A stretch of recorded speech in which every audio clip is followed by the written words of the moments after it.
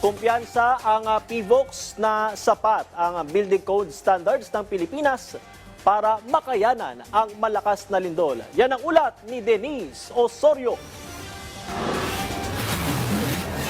Nagbigay ng paliwanag ang PVOX kung bakit mas malakas ang epekto ng mga mabababaw na lindol. Ayon sa ahensya, kahit parehong magnitude, mas nakakapinsala kung mababaw ang pinagmulan ng pagyanig. Okay, so say for example, the magnitude 6.9 earthquake na nangyari sa Cebu.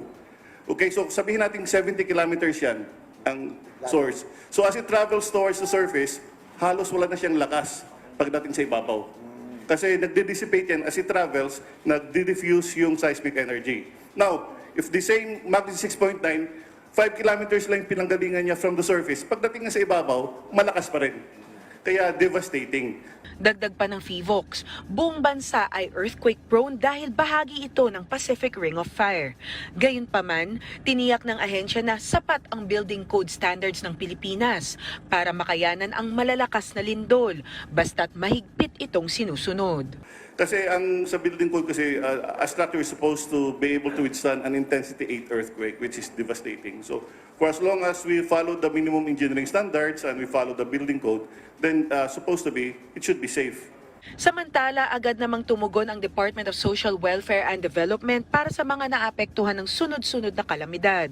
Nagsagawa sila ng malawakang pamamahagi ng pagkain at inuming tubig sa mga apektadong lugar.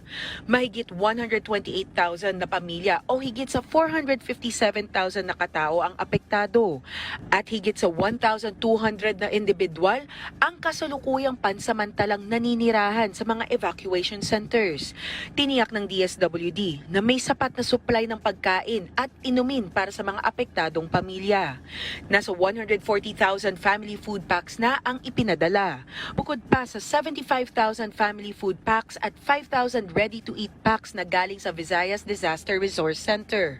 Nagbigay din sila ng tents bilang pansamantalang tirahan para sa mga natatakot pang umuwi dahil sa aftershocks. So we make sure that the evacuation centers have functional water and sanitation health facilities para mapangalagaan nga po yung kalusugan ng mga kababayan po natin. We also make sure na merong pong mga safe spaces for the vulnerable sectors para po sila ay mapangalagaan, maprotektahan mula sa anumang anyo ng pang-aabuso. Binigyan din ng DSWD na patuloy ang operasyon ng pamahalaan para matiyak na walang maiiwan sa relief at recovery efforts. Samantala, sinabi naman ni Dr. Bacolcol na walang relasyon ang nangyaring lindol sa sumabay na pagputok ng Taal Volcano. Ayon sa PVOX, malalayo ang dalawang ito at hindi naalog ng lindol ang magma chamber ng Taal.